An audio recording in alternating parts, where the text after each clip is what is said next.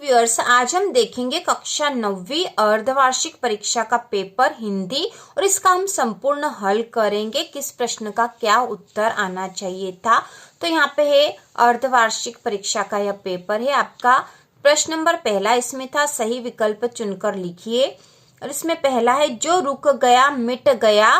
तो यहाँ पे आएगा जो रुक गया मिट गया उसका नामो निशा। नामो निशा सी वाला जो ग वाला जो आंसर है सही होगा। और ये आपके ब्रिज कोर्स में से क्वेश्चन है। इसके बाद जो अगला प्रश्न है, हिंदी साहित्य के इतिहास में स्वर्ण युग कहलाता है। तो हिंदी साहित्य के इतिहास में स्वर्ण युग कहलाता है आदिकाल, भक्तिकाल, रीतिकाल या आधुनिक काल। तो यहाँ पे आएगा भक्तिकाल। ख वाला आंसर राइट है, इसमें भक्तिकाल आएगा। अगला प्रश्न है, रसखान किस काल के कवि हैं। रसखान किस काल के कवि है। तो इसका उत्तर होगा भक्तिकाल। रसखान भक्तिकाल के कवि हैं।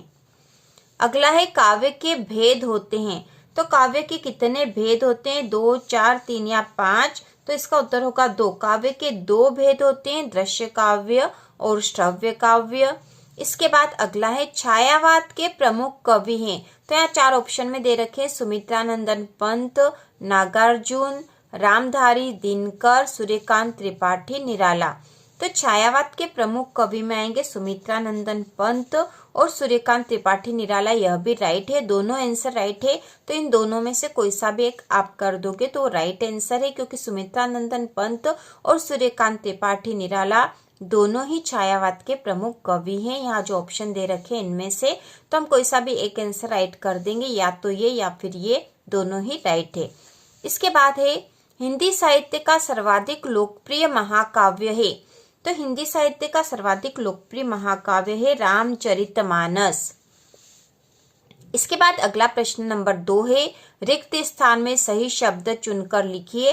तो इसमें पहला, सतपुड़ा के घने जंगल यह कविता ने लिखी है। तो यहाँ ऑप्शन दे रखे हैं, भवानी प्रसाद मिश्र या सुमित्रानंदन पंत। तो यहाँ पे उत्तर आएगा भवानी प्रसाद मिश्र। सतपुड़ा के घने जंगल यह कविता भवानी प्रसाद मिश्र ने लिखी है। और यह प्रश्न भी आपके ब्रिज कोर्स में से है। इसके बाद अगला है, लाभ शब्द का विलोम है। तो लाभ शब्द का विलोम हो जाएगा हानि। इसके बाद तीसरा है, प्रेमचंद के फटे जूते एक निबंध है। तो कैसा निबंध है, समानता, कुलीनता या व्यंग्यपूर्ण। तो यहाँ उत्तर आएगा व्यंग्यपूर्ण। प्रेमचंद के फटे जूते एक व्यंग्यपूर्ण निबंध है। अगला प्रश्न है, रीढ़ की हड्डी की रचना है। तो यह किसकी रचना है। तो इसका उत्तर होगा जगदीश चंद्र माथुर की। रीढ़ की हड्डी जगदीश चंद्र माथुर की रचना है। इसके बाद अगला है, वीर रस का स्थायी भाव। तो वीर रस का स्थायी भाव होता उत्साह। यहाँ पे ऑप्शन में नहीं दे रखा है, तो यहाँ उत्तर आएगा उत्साह। वीर रस का स्थायी भाव है उत्साह। तो रस और उनके स्थायी भाव से संबंधित प्रश्न ऑब्जेक्टिव क्वेश्चन में आएगा। यह हमने पहले भी वीडियो में देख लिया था, जब रस का वीडियो हमने बनाया था उसमें यह भी था कि रस और उनके स्थायी भाव से संबंधित एक क्वेश्चन ऑब्जेक्टिव में आता ही है। इसके बाद है, बेल का स्थान गधे से है। तो यहाँ उत्तर आएगा नीचा। बेल का स्थान गधे से नीचा है। इसके बाद अगला प्रश्न है, सही जोड़ियां बनाकर लिखिए। तो यहाँ हमें सही जोड़ी बनानी है। तो इसमें पहला है, इस जल प्रलय में। तो इस जल प्रलय में यह जो लिखा है कृतिका का पाठ 1 है और इसके लेखक है फणीश्वर नाथ रेणु। इसके बाद है, मेरे संग की औरतें। तो यह जो लिखा है यह इसकी लेखिका है मृदुला गर्ग। रीढ़ की हड्डी यह एकांकी है जगदीश चंद्र माथुर की। घर का नौकर था रतन। और कर्नाटक का छोटा कस्बा है बागलकोट। इसके बाद है, तो यहाँ पे ये गलत लिखा है, यहाँ पे है लहासा की ओर और इसके लेखक है राहुल सांकृत्यायन। तो इस प्रकार से जोड़ी बनेगी। आपको जिसके सामने जो जोड़ी में सही आएगा वह लिखना है। इसके बाद अगला प्रश्न, एक वाक्य में उत्तर दीजिए। तो हमें यहाँ एक वाक्य में उत्तर देना है, कमल का पर्यायवाची शब्द लिखिए। तो कमल का पर्यायवाची शब्द हो जाएगा पंकज। पंकज या नीरज भी लिख सकते हैं। तो कमल का पर्यायवाची है पंकज। किसका मुंह लाल है। तो यहाँ आएगा मंगोलो का मुंह लाल होता है। मंगोलो, ठीक है, मंगोलो का मुंह लाल है। और यह जो क्वेश्चन है आपके क्षितिज के पाठ 2 लासा की ओर जो पाठ है उसमें से क्वेश्चन है। मंगोलों का मुंह तो लाल होता है, किसका मुंह लाल है? तो यहाँ आएगा मंगोलों का। मंगोलों का मुंह लाल है। इसके बाद एकांकी में अंक होता है, तो यहाँ पे आएगा एक। एकांकी में कितना अंक होता है? एक अंक होता है। इसके बाद जूरी ने दोनों बैलों को कहाँ भेजा था? तो जूरी ने दोनों बैलों को कहाँ भेजा था? गया के घर या गया के साथ भेजा था। या फिर हम यहाँ पर यह भी लिख सकते हैं कि जूरी ने दोनों बैलों को अपने साले गया के घर भेजा था। पर हम ये भी लिख सकते हैं कि जूरी ने दोनों बैलों को अपने साले गया के घर भेजा था। इसके बाद संधि कितने प्रकार की होती है? तो संधि 3 प्रकार की होती है। संधि 3 प्रकार की होती है, स्वर संधि, व्यंजन संधि और विसर्ग संधि। इसके बाद ज्ञान की तुलना किससे की गई है? तो ज्ञान की तुलना आंधी से की गई है। ज्ञान की तुलना आंधी से की गई है। इसके बाद प्रश्न नंबर 5वां है, सत्य असत्य लिखिए। इसमें पहला गया झूरी का मामा था, तो यह कथन असत्य है। गया झूरी का मामा था, यह कथन असत्य, क्योंकि आएगा गया झूरी का साला था। इसके बाद अगला है, हवा से बातें करने का अर्थ है तेज गति से भागना, तो यह कथन है सत्य। सत्य। अगला है, आग का तत्सम रूप अग्नि है, तो यह कथन भी सत्य है। अगला है, उमा का शंकर से विवाह हो गया था, तो यह असत्य है, क्योंकि उमा का शंकर से विवाह नहीं हुआ था। रीढ़ की हड्डी एकांकी से यह लिया गया है। मीराबाई आदिकाल की कवयित्री थी, तो यह कथन भी असत्य है, क्योंकि मीराबाई भक्ति काल की थी। ललध्यत कश्मीरी कवयित्री थी, तो यह कथन सत्य है, ललध्यत कश्मीरी कवयित्री थी। इसके बाद 2-2 नंबर वाले प्रश्न हैं, तो इनके उत्तर हम यहीं समझ लेंगे। तो यहाँ प्रश्न नंबर 6, तिब्बत के लोग क्या लेकर घूमते थे? तिब्बत के लोग क्या लेकर घूमते थे? तो तिब्बत के जो लोग थे वो अपने साथ बंदूक और पिस्तौल लेकर घूमते थे, या फिर तिब्बत के लोग अपने साथ हथियार लेकर घूमते थे, यह उसका उत्तर आएगा। इसके बाद अगला है, रेणु जी के मित्रों के नाम लिखिए।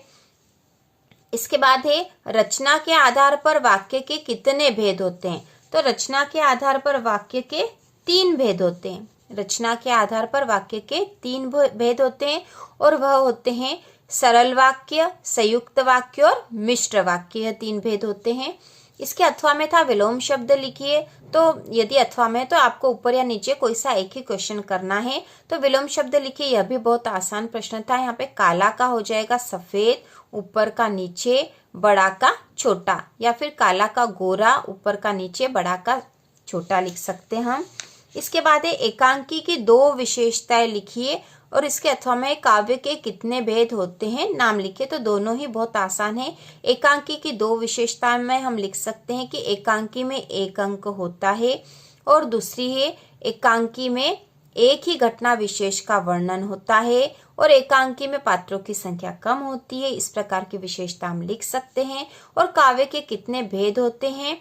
तो इसका उत्तर होगा काव्य के 2 भेद होते हैं, दृश्य काव्य और श्रव्य काव्य। इस अगला प्रश्न है, संधि की परिभाषा लिखिए। तो संधि में 2 वर्णों का मेल होता है, और इसके अथवा में था निपात किसे कहते हैं? तो यह प्रश्न हमने इम्पोर्टेंट में भी देखे थे सारे प्रश्न। तो निपात किसे कहते हैं? वाक्य में किसी बात पर जोर देने के लिए जिन शब्दों का प्रयोग किया जाता है उन्हें निपात शब्द कहते हैं। इसका उत्तर आएगा। इसके बाद अगला प्रश्न है, मानसरोवर से कवि का क्या आशय है? तो मानसरोवर से आशय है पवित्र मन रूपी सरोवर से है। हथकड़ियों को गहना क्यों कहा गया है? तो इसका उत्तर होगा हथकड़ियों को गहना इसलिए कहा गया है क्योंकि कवि को यह हथकड़ियां देश की सेवा या देशभक्ति के कारण लगी है, इसलिए यह उसके लिए गहने के समान है। इसके बाद अगला है, छोटी बच्ची को बैलों के प्रति प्रेम क्यों उमड़ आया था? क्योंकि छोटी बच्ची जो है उसकी सौतेली माँ उसे मारती थी, बैलों को भी वो मार खाते हुए देख रही थी, इसलिए उसे बैलों के प्रति प्रेम उमड़ आया था। इसके बाद अगला था, सावले सपनों की याद पाठ से हमें क्या शिक्षा मिलती है? इसके अथवा में है, दोनों में से कोई सा एक ही करना था। तो सावले सपनों की याद पाठ से हमें पक्षियों के प्रति प्रेम और सहानुभूति रखने की शिक्षा मिलती है। इस तरह का उत्तर आएगा इसमें। इसके बाद अगला है, इस संसार में सच्चा संत कौन कहलाता है? तो इसका उत्तर होगा, इस संसार में सच्चा संत वही है जो बाह्य आडंबर और भेदभाव की भावना को न रखकर सभी के प्रति समानता की भावना को रखता है। इसके अथवा में था बहुत ही आसान, मनुष्य ईश्वर को कहाँ कहाँ ढूंढता फिरता है। तो मनुष्य ईश्वर को मंदिर, मस्जिद, काबा, कैलाश आदि स्थानों पर ढूंढता फिरता है, ऐसा उत्तर आएगा इसका।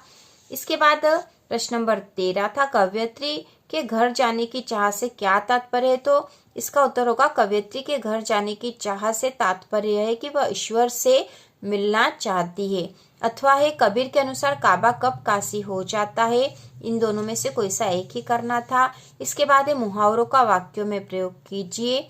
आंख का तारा, तो इसका अर्थ हो जाएगा बहुत प्यारा, तो हम वाक्यों में प्रयोग कर सकते हैं। मनु अपनी माँ की आंखों का तारा है। 9-2-11 होना का अर्थ है भाग जाना। पुलिस को देखकर चोर 9-2-11 हो गए, बहुत ही आसान था। इसके बाद अगला प्रश्न नंबर 15 था, नमक का दरोगा कहानी का सारांश लिखिए। आपके ब्रिज कोर्स में यह कहानी है नमक का दरोगा, और उसका सारांश यहाँ लिखना था अपने शब्दों में और इसके अथवा में। बाद अगला प्रश्न है, हेलन केलर के माता व पिता का नाम लिखिए। अथवा में है इसके साथ में। तो हेलन केलर के माता का नाम कैथरीन था और पिता का नाम कैप्टन आर्थर था। इसके बाद प्रश्न नंबर 16 है, रीढ़ की हड्डी एकांकी में कितने प्रकार के खेलों की चर्चा की गई है। इसके अथवा में डॉक्टर कलाम बचपन में किन चीजों से संतोष कर लेते थे। तो इसका उत्तर होगा डॉक्टर कलाम बचपन में अखबार में छपी तस्वीरों को देखकर ही संतोष कर लेते थे, क्योंकि अखबार में जो छपा था वह उस समय उनकी समझ में नहीं आता था, इसलिए तस्वीर को देखकर ही संतोष कर लेते थे। इसके बाद प्रश्न नंबर 17 है, जल का हमारे जीवन में क्या महत्व है। तो हम इसको आसानी से लिख सकते हैं, जल का हमारे जीवन में बहुत ही अधिक महत्व है। जल के बिना हमारा जीवन ही संभव नहीं है। पेड़ पौधों के लिए भी जल आवश्यक है और जल के बिना ये धरती ही संभव नहीं है। तो इस प्रकार का आंसर आएगा इसका। अथवा में है, उपमा अलंकार की परिभाषा उदाहरण सहित लिखिए। तो कक्षा 9वीं के जितने भी अलंकार आने वाले थे आपके एग्जाम में, वह सब हमने पहले ही देख लिए हैं। इसके बाद प्रश्न नंबर 18 है, मिजबान कहानी किस बोली की लोक कथाओं का संकलन है। तो इसका उत्तर होगा मिजबान जो कहानी है बुंदेलखंडी लोक कथा का संकलन है। बुंदेलखंडी, ठीक है, बुंदेलखंडी लोक कथा का संकलन है।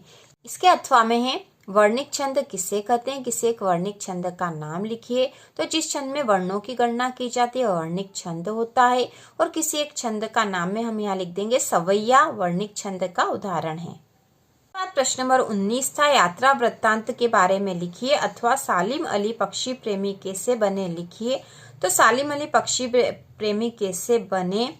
तो बचपन में सालिम अली की एयरगन से एक गोरैया घायल हो गई थी और उसको देखकर ही उनके मन में पक्षियों के प्रति प्रेम जाग गया था और सालिम अली इसी कारण से पक्षी प्रेमी बने थे। ये इसका आंसर आएगा।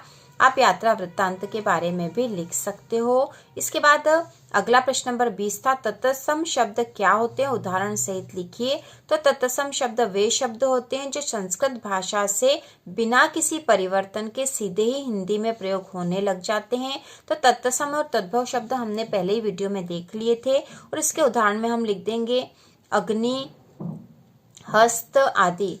मुहावरे और लोकोक्ति में अंतर लिखे, तो यह भी हमने देख लिया था।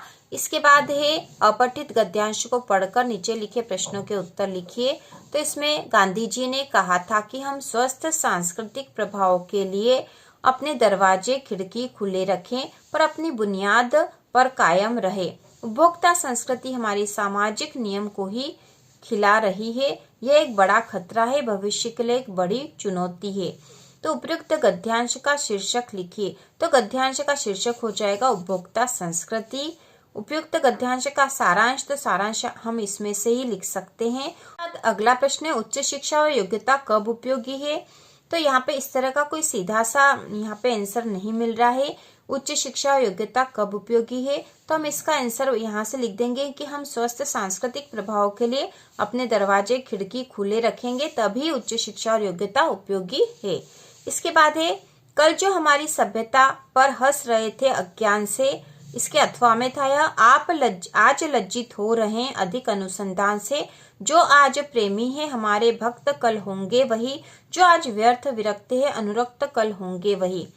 तो इसमें प्रश्न है, हमारी सभ्यता पर लोग क्यों हंस रहे हैं? तो किस लिए हंस रहे हैं? अज्ञान के कारण हंस रहे हैं। ठीक है, क्यों हंस रहे हैं? अज्ञान के कारण हंस रहे हैं, अज्ञान से हंस रहे हैं। अनुरक्त का यहाँ पे विलोक है, जबकि यह आना था विलोम शब्द लिखिए। अनुरक्त का विलोम, तो अनुरक्त का विलोम हो जाएगा विरक्त। ठीक है, यहाँ आना था विलोम आना था और यहाँ विलोम हो जाएगा विरक्त। बाद अगला प्रश्न है, आज कौन लज्जित हो रहा है? तो यहाँ पे इसका उत्तर होगा, कल जो हमारी सभ्यता पर हंस रहे थे वे आज लज्जित हो रहे हैं। यह इस प्रकार का आंसर होगा। इसके बाद प्रश्न नंबर 22 है, प्राचार्य को विद्यालय के प्राचार्य को शाला त्याग प्रमाण पत्र प्राप्त करने हेतु अपने विद्यालय के नाम से आवेदन पत्र लिखिए। तो यह शाला स्थानांतरण प्रमाण पत्र प्रदान करने वाला ही जो आवेदन पत्र लिखना वैसा के वैसा ही लिखेंगे। और प्रार्थना पत्र हमने पहले ही वीडियो में देख लिए थे। इसके अथवा में था, अपने मित्र को प्रथम श्रेणी में उत्तीर्ण होने पर बधाई पत्र लिखे। यह भी हमने बताया था कि पत्र में 2 पत्र बताए थे जो आ सकते हैं, तो उसमें से यह भी था जो कि इसी प्रकार से एग्जाम में आया है। इसके बाद निम्नलिखित विषयों में से किसी एक विषय पर रूपरेखा सहित निबंध लिखिए। तो रूपरेखा बनाकर निबंध लिखना था। विज्ञान के चमत्कार हम आसानी से लिख सकते थे और इसका वीडियो भी चैनल पर उपलब्ध है। तो इस प्रकार हिंदी का पेपर था जिसमें से अधिकतर प्रश्न वही है जो हमने बताए थे। तो इसी प्रकार के और वीडियो देखने के लिए, कक्षा 9वीं की वार्षिक परीक्षा की तैयारी करने के लिए चैनल को सब्सक्राइब कीजिए।